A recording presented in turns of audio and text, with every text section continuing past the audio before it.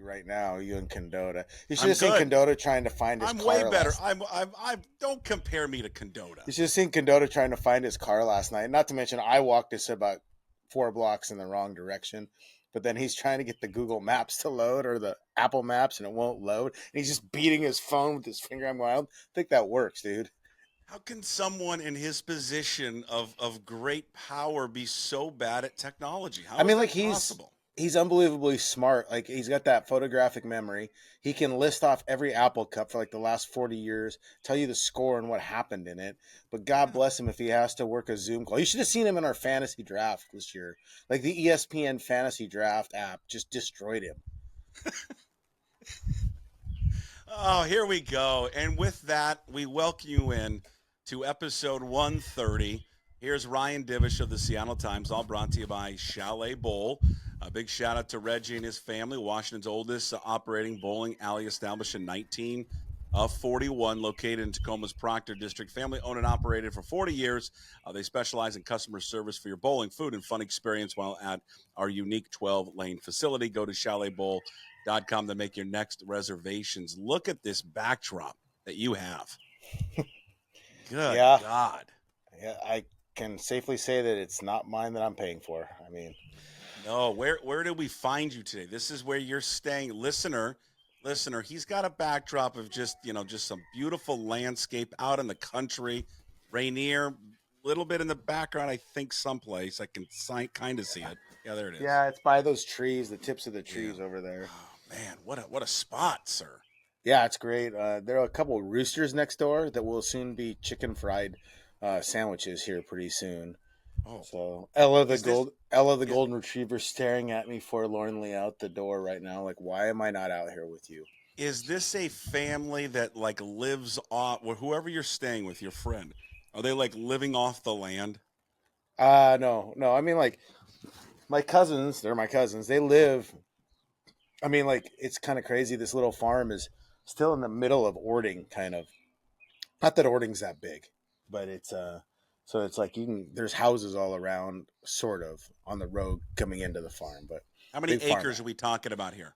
I have no idea. Not It's not like a Montana farm by any means, but it's kind of a cool little area. We still have some like barns and stuff. My cousin actually was him and his brother and sister were going to have to go through some of the barns to see what they want. I was telling him he had an idea of like building like a hall, like a building where you could host wedding receptions and stuff and do weddings. Because I mean, look at the background. You got Rainier in the background, and I mean, talking with Daniel Kramer and some other people, people pay stupid amounts of money for like to have their receptions in places. It's just ridiculous. Dumb. He's doing his, I think, in Georgetown at that beer hall down there. So I told him I'd actually go, and then I could just walk to Star Brass Lounge and get my mixed drinks, and then walk back. Yeah, it's when I got married, I tried to beg my wife. I said, "Can we just do the reception in our backyard? Yeah, Just think about the money your family will save. All we're gonna do is hang out, drink, and dance. yeah. You can do that anywhere. You don't need to pay someplace to go do that at." I told Cindy that if and when we get married, it will be on a beach. It'll be just me and her and the kids and my parents. Destination wedding, and then we can Yeah, come back for all them freeloaders here and all those yeah, freeloaders in Haver, and we'll just yeah. find someplace cheap to do it. Because I'm not, I don't. Open bar, Divish. I Open I remember bar. my sister's wedding. She had an open bar, and I just remember my mom telling my dad, "Close the open bar. Ryan and his friends are killing us." There was never a better open bar than the wedding of the century. Josh Zabrowski's wedding. No better wedding, no better open bar than the Red Baron. And I thank mean, God he married into money. oh, the thing was is they didn't have booze. It was just high end wine and beer. And I remember looking at him, and I just couldn't drink any more beer. And Akita said the same thing. I said, "Hey," because I'd bought him a bottle of Crown Royal Black for his wedding, and I said, "Hey, can we go open the bottle?" He was like, "Sure, as long as I get first drink off of it." And then That was the beginning of the end. that's when things really went south. Yeah. I mean, I slept in my vehicle in a parking garage for like 4 hours before I could even like think of going home. I remember walking up to the bartender and just it was pouring wine. I just said, "Hey," sir, I go right there. Yeah. I want it to the very top. Here's like $20, like some big roller, $20, and right there. Well, And you didn't want to have to go back, damn it, he did it. I know. I felt so out of place in that place because like it was uh Bougie. so fancy. Yeah. Oh. Super fancy. It was like what is it called? Can't even remember the name of the. It's the condo building where Tim Lincecum lived at too. Oh God, it's gonna come. I'm gonna remember after we're done. I'm gonna remember it. And Zabrowski watches this and listens to this, so he's gonna text me right away. It was like when I just remember what was the not Wild Ginger, the other bar that we went to, we met up with across the street, and that's when I first heard the vodka soda, no fruit, from the Gross. Vodka soda, no fruit, right? Makes you look like you're drinking water. Yeah, okay. That's right. That's what he would do when he was on remote, so so no one would know what he was drinking. No fruit. You can't have any fruit, fellas. It's gonna. Was it called like the Six or something? I have no idea. Oh, it's gonna drive me nuts now. No one cares about that. Everyone cares about that offense last night, huh? They made Mr. Spaghetti look like freaking Garrett Cole. Good God. Yeah, I mean, like their problems with hitting breaking balls still existed, and the one thing is then once they got behind, he was able to kind of throw the fastball up and get it by him. I mean, that one inning where the Rojas like led off with a walk, and then he comes back and strikes out Julio and Cal and France. That was pretty ugly. You know, it's crazy. They went 3 out of 4 in that series and scored a total of 9 runs. I mean, that's nuts. It struck out like 40 times. 40, like you had it 46 times. And I had it 56, and then I saw your story, and I had to go back and check it again. I'm like, okay, Ryan was right.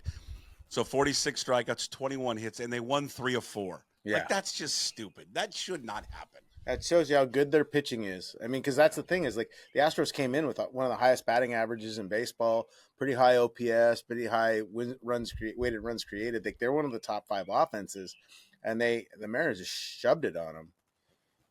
Yeah, it's amazing that they can win these games though with that offense. And then like after JP right got the walk and then the stolen base, they didn't have another guy on second until the 9th. Yeah. I mean, I had it all written out too. They only had 2 hits. So if Hader can just do his job and not give up any hits, I could have had a new angle because it would have been a season low in hits. But oh no, I don't know. It was pretty tough to watch, but at the same time, like you knew, like I didn't think they'd win all 4. Although I thought maybe they'd score off of Arrighetti, but it's not like I haven't seen that game before. I've seen it a few times. Just that's kind of what this offense can be at times, and it was pretty ugly. If you didn't know what their record was, okay, you were living out there in beautiful Ording, Washington, with the backdrop of Mount Rainier, and you're living off the land, and you've given up all social media, okay? You've given up all communication. God, that sounds amazing. To the world. I know for you it's amazing. I mean, that's what's going to happen to you. Eventually, when you move back to Havre, you'll move out on a farm, and I don't know what you're going to be raising, but you're gonna be off of everything, okay? Yeah, eventually, like maybe next year. You never know. Okay, yeah, perfect. This is great for you. This will be wonderful. I can't wait to see this new version of Divish. Okay, so if I were to tell you, if you were doing that now, that hey man, they're 24th in slugging, they're 27th in OPS, they're 27th in on base, they're 28th in batting average, and they're dead last in strikeouts. What would you think that their record was, and where would they be in the division? Oh, I would say probably DFL, I mean, like, that's probably. It's just unreal. Like like think about that. They're 4 games over 503 up on Texas with that. Yeah, I mean, it's it speaks to how flawed the Rangers and Astros are, and just but it's not like I don't think that those 2 teams will put together runs and be closer to 500. They're just not very healthy right now. Mariners are relatively healthy. They're just not very good, like in terms of performing. So you wonder what will make a bigger difference. The Rangers getting healthier, the Astros. I don't know if the Astros can get their starting pitching healthier. It seems like these are pretty serious issues, but like how realistic is it for the Mariners offense to get better? I mean, we've seen bits and pieces like when Julio was going here in the last few days, it's like, okay, yeah, you can see it. And I just think it makes everything easier for everybody else. But it's Polanco's on the IL. We will probably won't see him for a while. They're trying whatever they can, every experiment they can with Garver to get him going. I thought Haniger actually has had some better at bats. When they're not playing him every day, I think the bat speed's better. I think he just looks better defensively in the outfield when he doesn't have to play every day. So I think that's pretty good. I commend Scott Service for just saying, look, we got to try something different, like with the Garver thing, or not playing Haniger every day and just running him into the ground. It's like we got to try something, and so that's the way I look at it. What did you think the thinking was into the decision of Garver and catching him? More comfortable spot. He's done it before. Yeah, maybe takes his mind off just being a DH. Yeah, I do. I think he's just wearing the at bats and talking to him, just really frustrated with how he's hitting. So you go in and catch, especially catch. You have to focus on something else other than your hitting. The one thing is like you wonder if it fatigues him out at all, but something different. I mean, like at this point, you got to try something different. It's not working. It's like if you're a shitty putter, why don't you just try a different grip or a different putter, like or maybe practice. But like for me, like do this. You cannot do this and straddle your putts. Oh, when that's I'm Curtis holding up the fingers and doing the straddling, doing the straddling and all that. Yeah, Curtis, I'm talking to you. Curtis does it. Curtis does it, and he's got the towel on his shoulder, and he does the straddle putt. Oh, yeah, Jesus, God, I hate that. I reverted to the claw grip, which has helped me quite a bit actually. But okay, that's fine, but you don't do straddling and then the fingers up. Yeah. So no, I don't know. Just try something different. So I mean, I think that's what they've been doing. Like you're at this point in the season. You're playing with house money because you've stacked wins, but to sit there and think that they can continue to win it this way. I guess we kept saying that for a while now. You can't continue to win this way without scoring runs, but they have. But I mean, I think honestly they have to try something different. What? They're playing with house money. Oh yeah, no, I mean like they've stacked. You're banking wins, so you can you hopefully go. It's like being at the blackjack table as long as Slickhawk's not playing or you don't have Shockey screaming at you about the book, which I followed the book. Like Slickhawk, I mean Slickhawk couldn't read a book, so like there was but like if you're just kind of if you're betting the table min or whatever, and you're just kind of hanging around, you feel like okay, I'm just something away from it, so you figure like they're gonna get going. But I don't know. I mean, these guys, I keep saying that, I just haven't seen it. And you see it for a stretch here, a stretch there. I would think that they maybe get a little healthier against the Angels and their pitching staff this weekend, but it's not like Spencer Arrighetti is Cy Young, though they made him look like it last night. Well, yeah, but that's the point, though. You can look at all the pitching matchups, right, against the Angels and go, well, they're going to have the advantage in every single one, and they will from a pitching standpoint, like their guys against the Angels, but the Angels get to face, right, that offense that you're right. They don't do this. Like yesterday was the same thing that they've been doing all year long, Ryan, for 6 innings. Yeah. I just thought maybe in the 7th, okay, this is, I even tweeted it out. I'm like, all right, 7th inning, this is where they come alive. Yeah. Like, don't pay attention to the first 6, but obviously they didn't yesterday. But well, I mean, I think Dylan Moore mentioned it and stuff, but like, you go in and this guy is walking people at 20% rate, and he doesn't throw a ton of strikes, but for whatever reason, maybe it's because he's facing the Mariners. He has some confidence, but he was able to throw a bunch of his breaking stuff early for strikes. Well, first time through, you better recognize that, hey, this guy's better than we thought he's going to be, at least today. He has better command. So you maybe have to adjust it.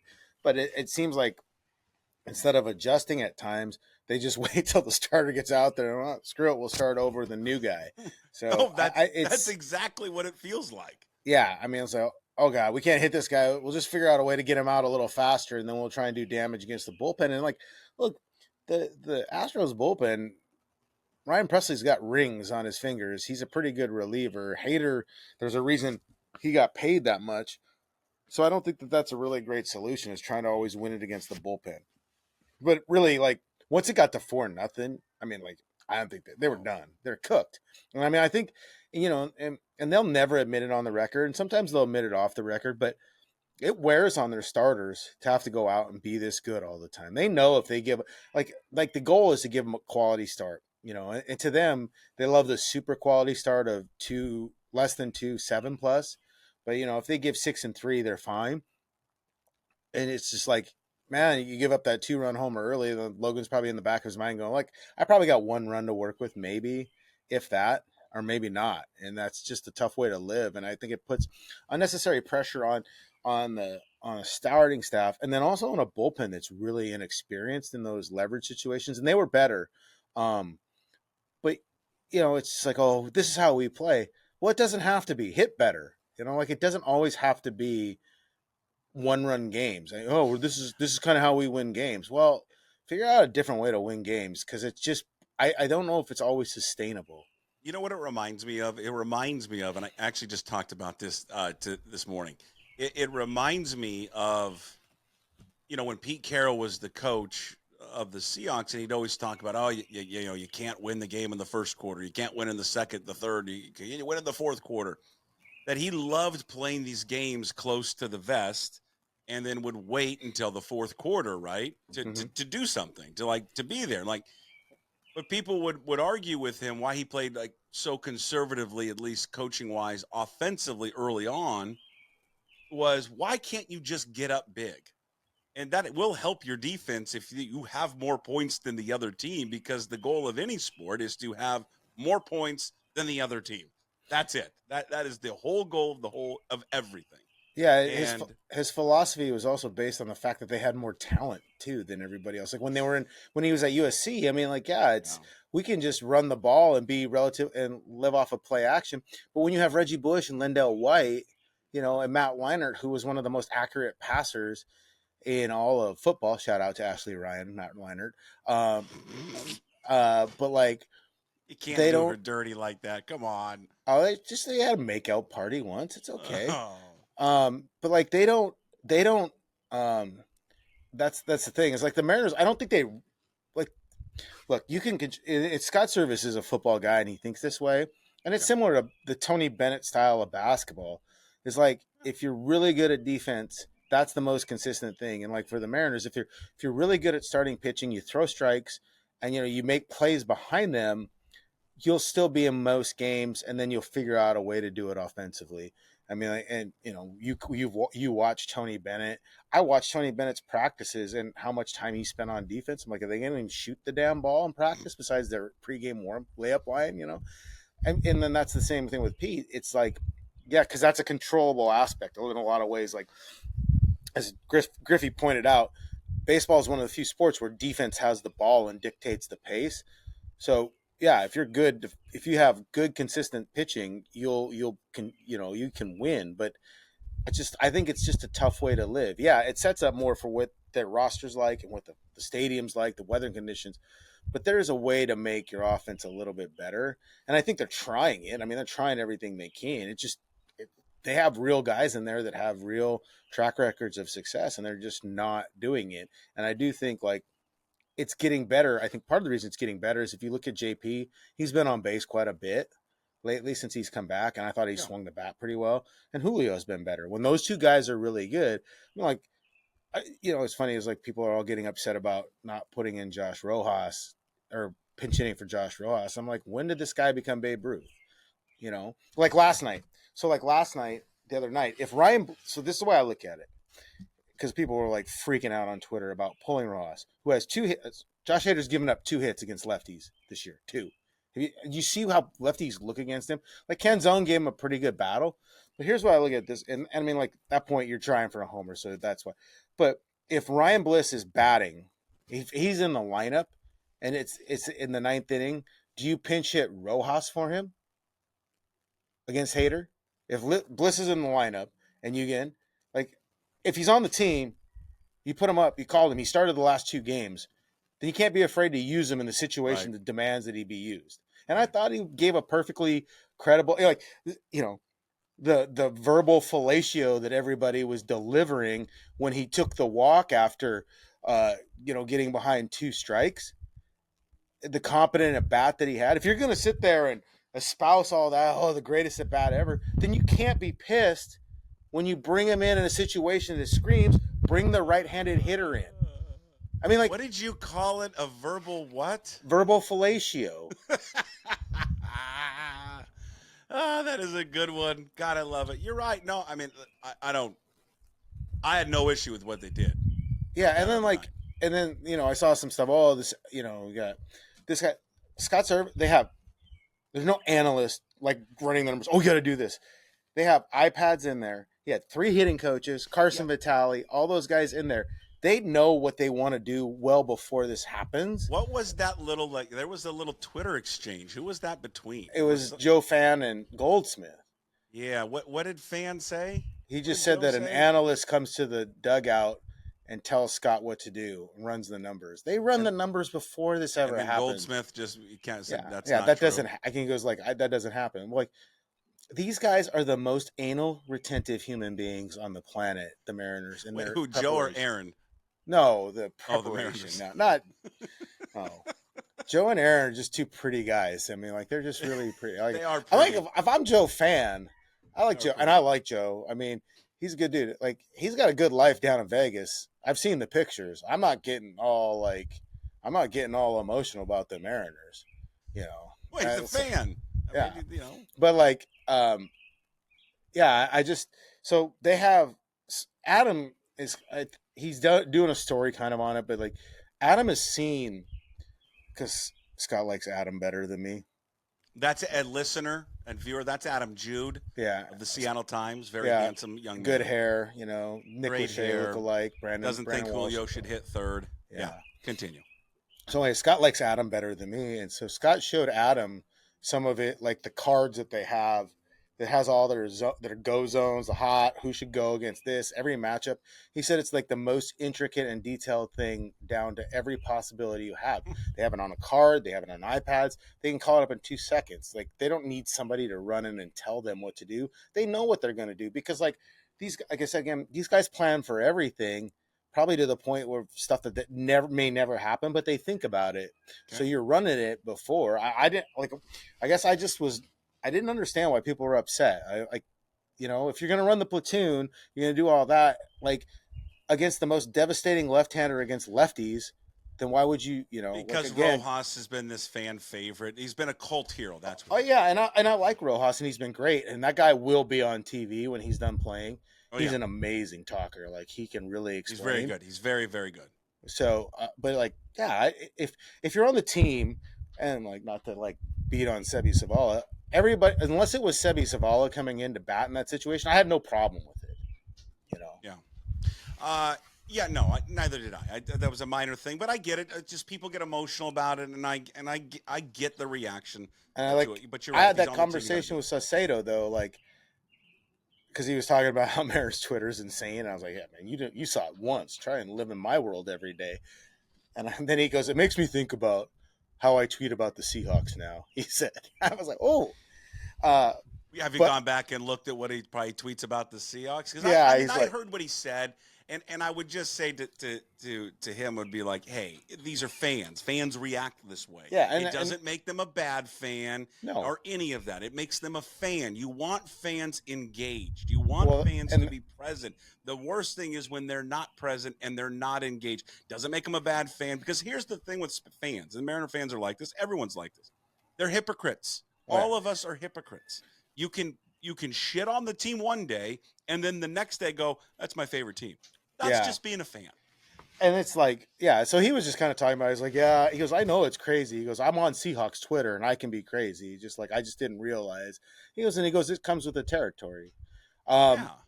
But like, And yeah, baseball, Ryan, real quick, and you know this, and we all Yeah. know this. Baseball's different because it's every single day. well, and And that's what makes it, I think, probably more and more and more, is that you're dealing with it every single day. and also, like, most fans played some sort of little league, whether it's softball or baseball, growing up, and they have beliefs about, it's like bunting or all this other stuff. And baseball is a great debate. Like, sorry, all 22 guys that are out there and draft experts and spark ratings, you don't know, because you don't know what they're calling, and you don't know so like, you can sit there and say about like NFL or whatever, like I sat next to a guy one time in a college basketball. Oh, they're going into their flex offense right now, and this I'm like, just shut God, I up. love Flex though. I know Flex it's a was an good all-time offense. great Mark offense. Few Kent Mark Ridge Few High. made a living off of that Hey, for a Kent long Ridge High time. School. We are But like, KR Flex offense. but yeah, I think with baseball, fans always have kind of their baseline belief system of what they think is right. Plus, like we have access to the stats and everything else, and you have a lot of people on Twitter that offer their opinions up or their analysis up. As you've noticed, I've offered less. I just mostly mock people and plug for free things. But yeah, I don't hate on it. It's just that's everybody has that. But as I've said often, these guys want to win more than you do. So like they're Sure. not doing anything. Like somebody says, "Oh, well, it's they just wanted to give Ryan Bliss a chance." I was like, "Well, yeah, they want to give him a chance, but the situation dictated that they probably should do that. The percentages, it's like playing poker. The percentages say if Ryan Bliss's expected WOBA or weighted on base average is this in this situation versus Josh Hader, and Josh Hader's expected WOBA against Rojas or lefties is this, then you go. It's like it's a percentages game. It's like, what you have in your hand and what you get dealt in the to your pocket cards and what's on the board. That's what you play. It's percentages style. It's not, what did Wilbon call it? Hocus pocus junk. This Have is you just ever what it asked the is. players, "Hey, do you know what your WOBA is?" No, but like I don't think that I'm sure Rojas would say, "Well, yeah, I think I can still get a hit off him, even though I don't Sure. hit well against lefties." They all want to compete, but at the same time, I don't think that they understand.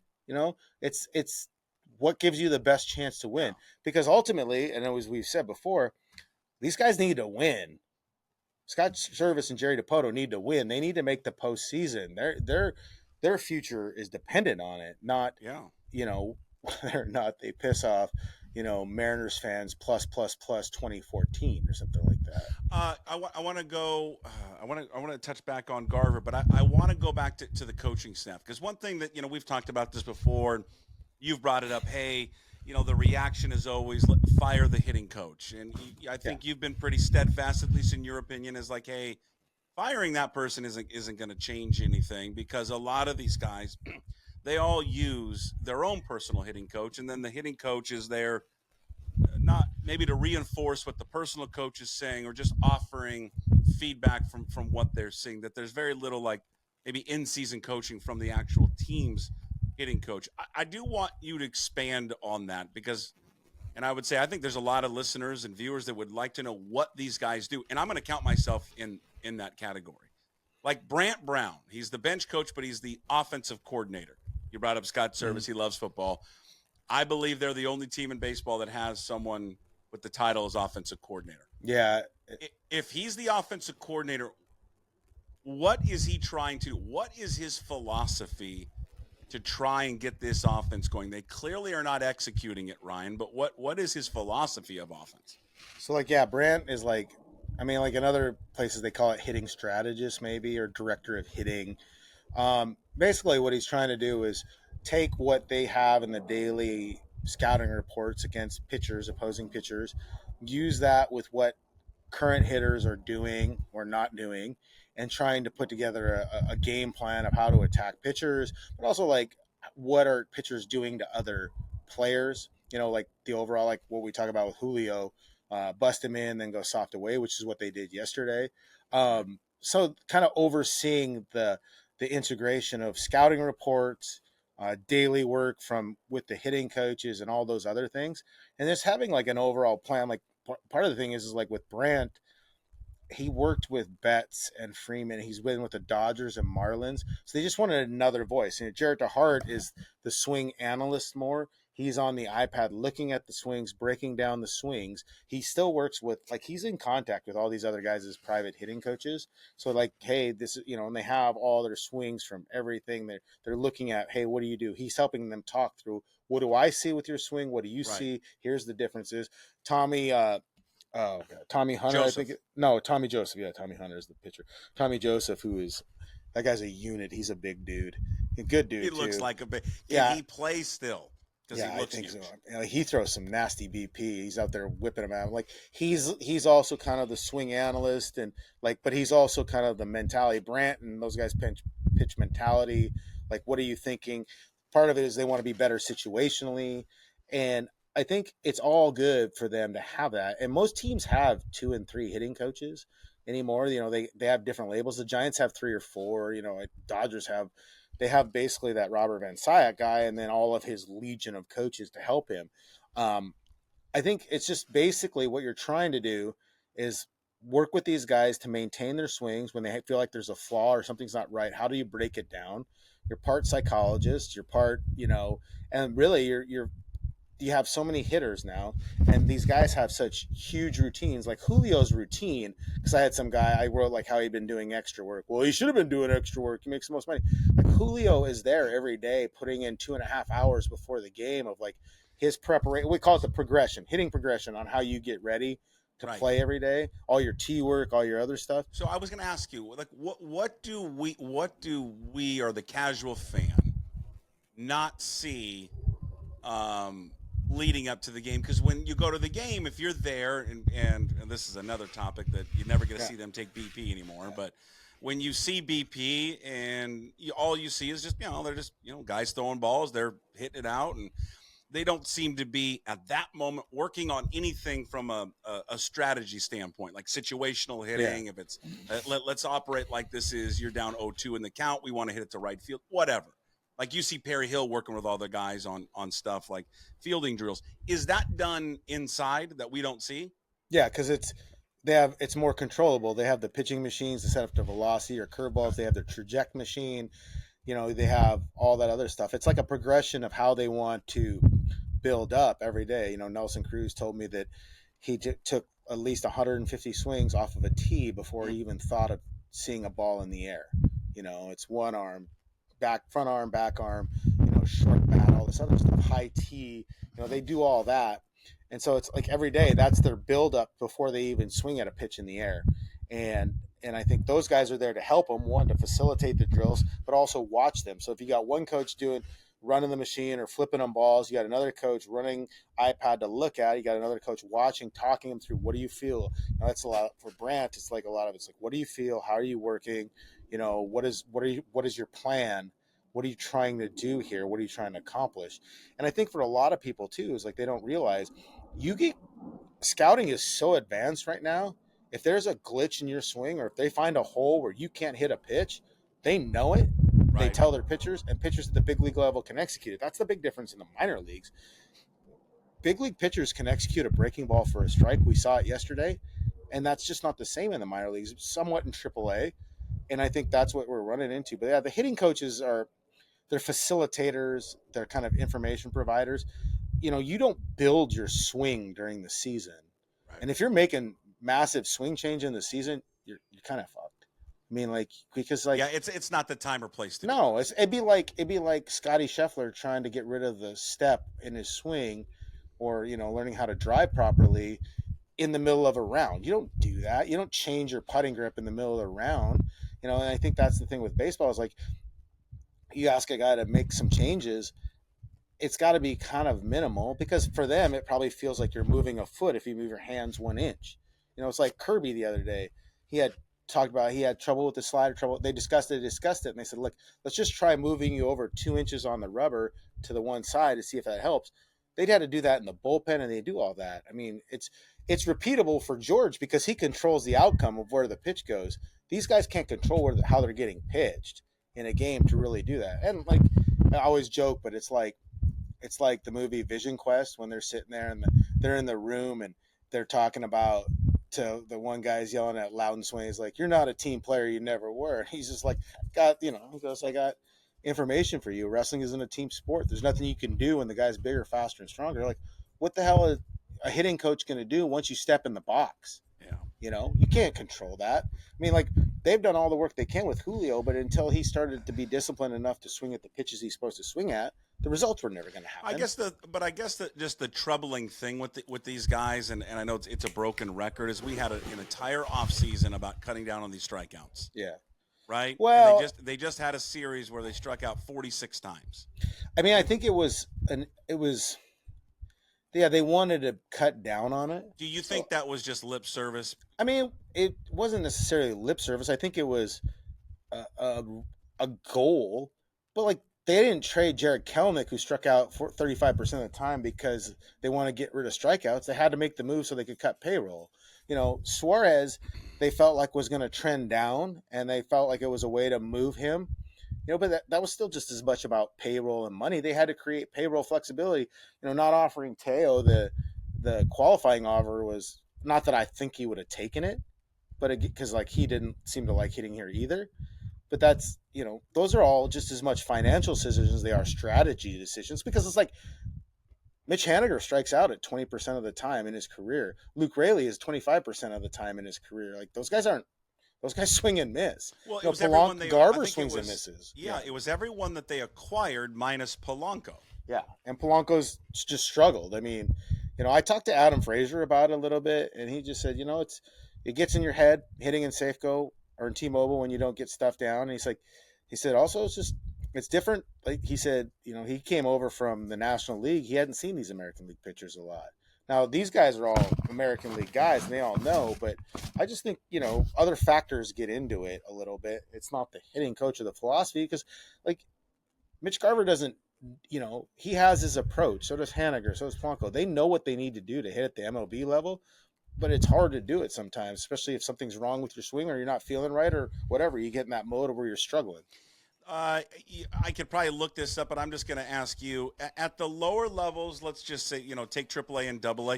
Do they strike out as much at this clip, at this rate that they do at the professional level, at the big league level?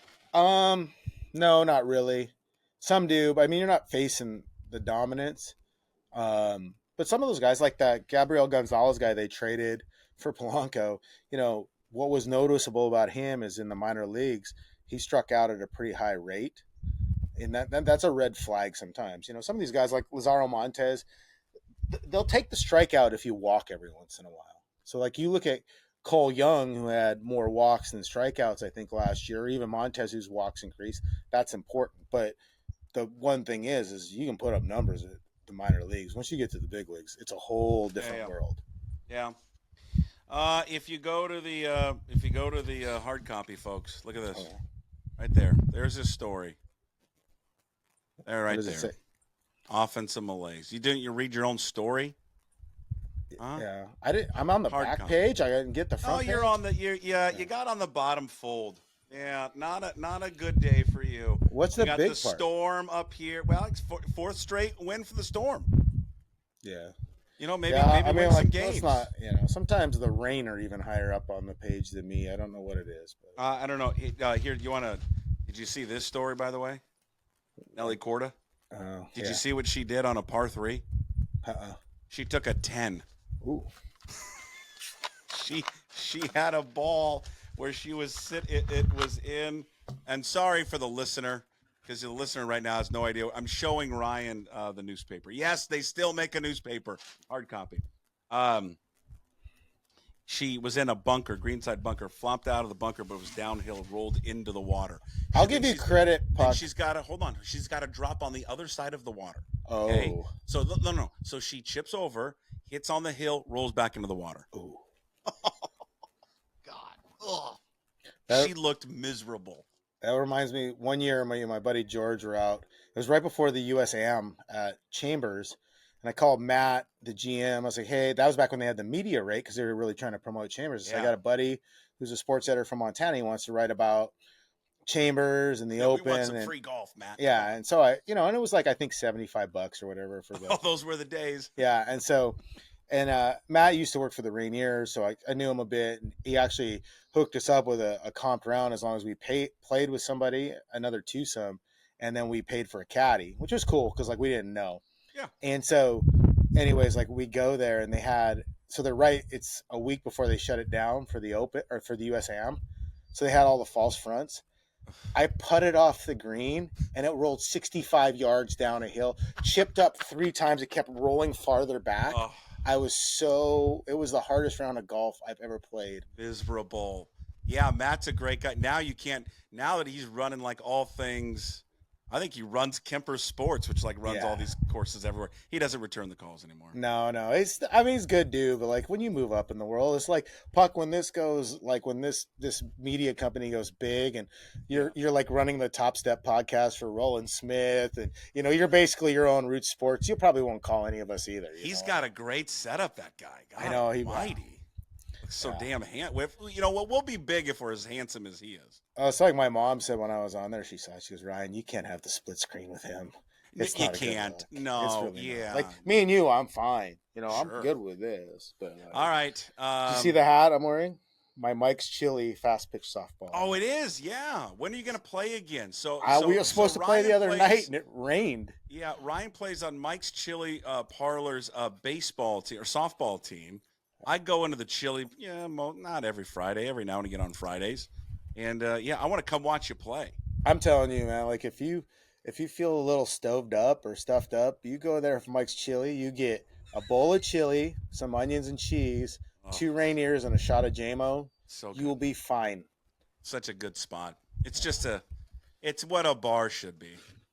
It's just, and it reminds me too, like in the cartoons where you see the little shack around all the fancy high rises. This place is just there. That's what it's like. Yeah, it's the best. When do you play again, or when's your next game? I don't know. I'm sneaking back to Montana for my birthday on Saturday. When's that coming up? My birthday's on Monday. Oh well, happy birthday, and we can't wait to celebrate with you next week. Yeah, it's gonna be. What are we turning? 49. 49. All right. There we go. Am I older than you? You are. Wow. By a year. I mean, Asian blood. The Asian skin travels. Yeah. 49. My girlfriend's like, oh, we'll celebrate it. She goes, next year we'll really celebrate. I go, no, next year I'll be locking myself in a room with a bottle of Crown Royal and some 90210 DVDs. Yeah, you will. About my lost youth. The fact that you still have DVDs is great. All right, you're the best. Appreciate it. Ryan Divish, every Friday here at pucksports.com, all brought to you by Chalet Bowl. Go get yourself, come on, a hard copy of the newspaper. Go get it. It's fun. Get little ink on your hands. You've got to read everything online. All right, Ryan, we'll talk to you next week. Thank you. Sounds good.